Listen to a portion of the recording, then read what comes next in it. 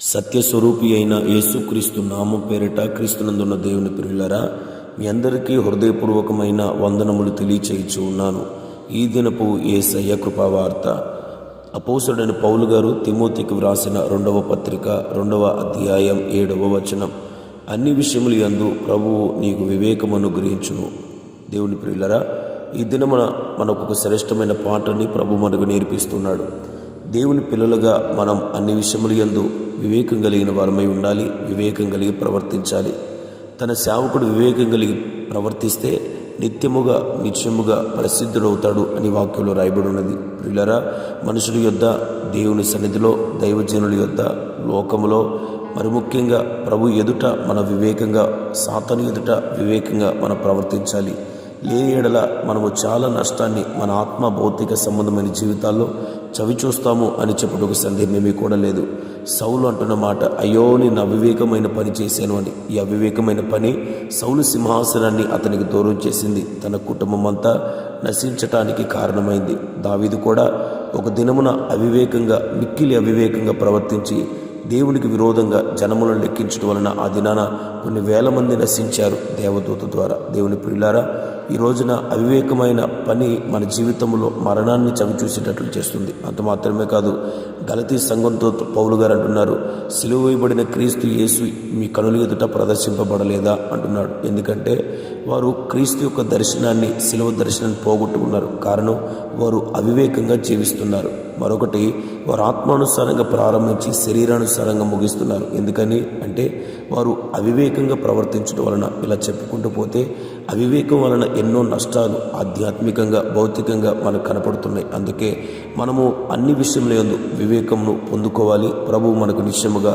సంపూర్ణమైన సమృద్ధైన వివేకము దయచేయునుగాక. ప్రియులరా, మనము వివేకమును సంపాదించాలంటే చేయవలసిన కొన్ని కార్యాలను మనం జ్ఞాపకం చేసుకుంటే, యోబు గ్రంథంలో రాయబడిన మాట, మనము చెడుతనాన్ని విడిచిపెడితే మనకి వివేకము కలుగుతుంది అంటున్నాడు. ఈ రోజున చాలామంది లోక సంబంధమైన పాపపు ఊబిలు చిక్కబడి చెడు మార్గాలలో నడిపించబడుతూ చెడుతనమునందు నివసించుచున్నారు. తమ శరీరములందే చెడుతనమును వాసము చేయుచుండగా దానిని విడిచి ప్రత్యేకింపబడి పరిశుద్ధ జీవితం చేస్తే, యేసు రక్తములో కడగబడి నీతిమంతులుగా మార్చబడితే నిశ్చయముగా ప్రభు మనకి వివేకాన్ని ఇస్తాడు. రెండవదిగా, మనల్ని గూర్చిన జనులందరూ ఇలాగంటారు. ఏమని తెలుసా? ఈ జనులు, ఈ ప్రజలు జ్ఞాన వివేకములు కలిగిన ప్రజలని ఎప్పుడు అంటారు జనులు మనల్ని గురించి అంటే, మనము మన దేవుని యొక్క ఆజ్ఞల్ని, కట్టడల్ని గైకొనినప్పుడు. ఇది ద్వితీయోపదేశ కాండలో ఉన్నది. ఇదే మాట భక్తుడైన దావీదు తన కుమారుడైన సొలొమోను కంటున్న మాట, నీవు దేవుని మార్గాల్ని చక్కగా అనుసరిస్తే నీవు ప్రతి విషయమునందు వివేకంగా ప్రవర్తిస్తావు అంటున్నాడు. ప్రియులారా, మన వివేకంగా నడిపించబడాలంటే తప్పక దేవుని యొక్క వాక్యం చాలా చాలా అవసరమై ఉన్నది. ఆ వాక్యాన్ని మనం అనుసరించాలి, ధ్యానించాలి. వాక్యాన్ని ప్రకారంగా మనం నడిస్తే మనం వివేకంగా జీవిస్తాం. మూడవదిగా, యెషయా గ్రంథంలో రాయబడిన మాట, జ్ఞాన వివేకములకు పరిశుద్ధాత్మ దేవుడే ఆధారమై ఉన్నాడు. ప్రియులారా, మనము ప్రతి దినము పరిశుద్ధాత్మ దేవుని చేత నింపబడుతూ పరిశుద్ధాత్మ చేత మనము నిత్యము నడిపించబడుతుంటే ఆత్మదేవుడే ఏ సమయంలో ఎలా మనం ఉండాలో చక్కగా వివేకంగా ప్రవర్తించడానికి సహాయం చేస్తాడు. అపోస్తలులు కానీ, దావీదు కానీ, ఇంకా అనేక మంది భక్తులు దేవుని ఆత్మచేత నింపబడి వివేకంగా ప్రవర్తించారు. 4 విషయాన్ని మనం గమనిస్తే, శాంత గుణము కలిగిన వాడికి వివేకము అనుగ్రహించబడుతుంది అంటున్నాడు. ప్రియులారా, మనము కోపము, రౌద్రము, పగ, ఈర్ష్య కలిగిన వారమై ఉండక, మన మీదకి కీడు చేసేవారు, మన మీదకి కుయుక్తులు పండించే వాళ్ళందరి ఎడల కూడా మనము శాంతం కలిగిన వారమై, ఓర్మితో ఉన్న ఎడల మనం వివేకంగా ప్రవర్తిస్తాం. యేసుక్రీస్తు చూడండి, ఆయనకు విరోధంగా శాస్త్రులు, పరిచయులు ఎంతమంది లేచినప్పటికీ ఆయన శాంతంగా, మౌనంగా ఉండటం వలన ఆయన ప్రతి సందర్భంలో వివేకంగా ప్రత్యుత్తరం ఇచ్చాడు, వివేకంగా ప్రవర్తించాడు. ఎలా చంపాలని ఆ శాస్త్రులు, పరిచయులు, ప్రధాన యాజకులు చాలా తలదిల్లిపోయారు. కారణం, క్రీస్తు యేసు ప్రత్యక్షపరిచిన వివేకమే. మనం కూడా శాంతగుణం కలిగిన వారమై ఉండాలి.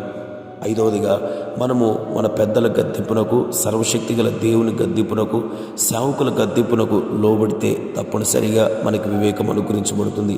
తిరుగుబాటు మనం చేయకూడదు. అది సాతాను స్వభావం. అది పరలోకము నుండి పడబుద్రోయబడిన లూసిఫర్ యొక్క స్వభావం. కాబట్టి మనం ఆ తిరుగుబాటును తొలగించుకొని గద్దింపునకు లోబడి విధేయత చూపిస్తే మనం వివేకం కలిగిన వారమై ఉంటాం. ఇలా మనం ధ్యానించుకుంటూ పోతే వివేకానికి సంబంధించిన చాలా అనుభవాలు ఉన్నాయి. అవి మనం తప్పక అనుసరించాలి, వివేకం కలిగి ప్రవర్తించాలి. జనులందరిలో దేవుని దృష్టికి ప్రసిద్ధులుగా మార్చబడి మహిమ కలిగిన రాకడ కొరకు, రాజ్యం కొరకు మనం సిద్ధపడాలి. ఆమేన్. ప్రార్థన. పరిశుద్ధుడు అయిన దేవా, ఈ దినాన్ని మీరు మాకు నేర్పిన శ్రేష్టమైన కృపావార్తను బట్టి స్తోత్రాలు. ఈ మాటలు వినిన ప్రతి ఒక్కరూ వివేకం కలిగిన వారై ఉండున్నట్లుగా అన్ని విషయములు యందు మీరే సమృద్ధిని వివేకాన్ని అనుగ్రహించమని, వివేకమును పొందుటకు చేయవలసిన కార్యాలు చేయుటకు సహాయం చేయమని యేసు నామములో అడుగుచున్నాము తండ్రి. ఆమేన్. Praise the lord.